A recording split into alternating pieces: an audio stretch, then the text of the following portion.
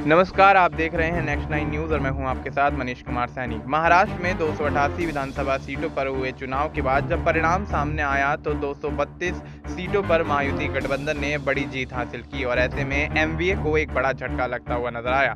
महायुति गठबंधन ने जीत तो हासिल कर ली, लेकिन उसके बाद महायुति में सीएम चेहरे को लेकर देवेंद्र फडणवीस और एकनाथ शिंदे के बीच सियासी खींचतान देखी गई। लंबे समय तक चली सियासी खींचतान के बाद आपसी सहमति के चलते फडणवीस ने मुख्यमंत्री, अजीत पवार ने उप मुख्यमंत्री और शिंदे ने भी उप मुख्यमंत्री पद की शपथ ली।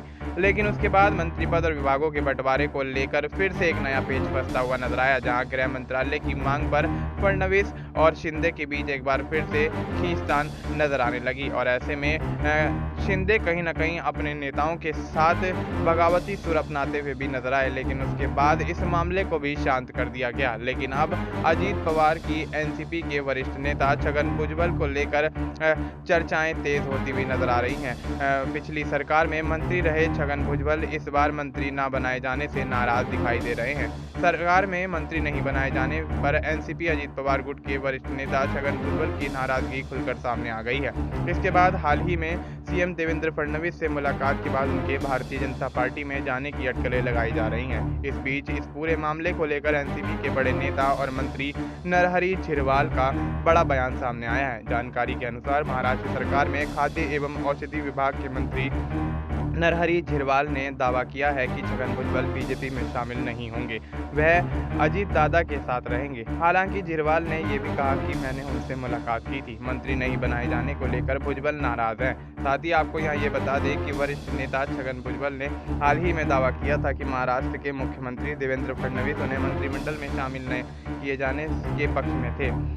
उन्होंने कहा कि एनसीपी अध्यक्ष अजीत पवार पार्टी के लिए वैसे ही निर्णय लेते हैं जैसे बीजेपी के लिए फडणवीस और शिवसेना के लिए एकनाथ शिंदे करते हैं। उन्होंने कहा कि मैं इस बात की पुष्टि करता हूं कि मुख्यमंत्री देवेंद्र फडणवीस ने राज्य मंत्रिमंडल में मुझे शामिल करने पर जोर दिया था।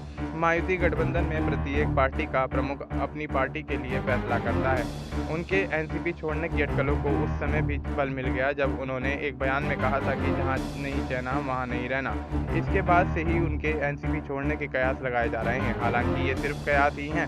गौरतलब है कि महाराष्ट्र में ओबीसी के बड़े नेता छगन भुजबल ने कहा कि वह मंत्री नहीं बनाए जाने से निराश हैं, लेकिन अपने साथ किए गए व्यवहार से अपमानित महसूस कर रहे हैं। अब ऐसे में अजीत पवार के गुट छोड़ने को लेकर छगन भुजबल के बारे में चर्चाएं तेज होती हुई नजर आ रही हैं। और ऐसे में अगर छगन भुजबल अजीत पवार का गुट छोड़ देते हैं तो क्या फडणवीस उनको अपनी भारतीय जनता पार्टी में शामिल करके मंत्री पद देते हुए नजर आएंगे? और अगर ऐसा होता है तो क्या महायुति गठबंधन में अजीत पवार और फडणवीस के बीच सियासी खींचतान तेज होती हुई नजर आएगी और क्या महायुति गठबंधन टूटता हुआ नजर आएगा? फिलहाल आपको इस मुद्दे पर क्या कुछ लगता है, आप अपनी राय हमें कमेंट करके बता सकते हैं। बाकी देश और दुनिया से जुड़ी तमाम जानकारी के लिए आप देखते रहिए नेक्स्ट 9 न्यूज़।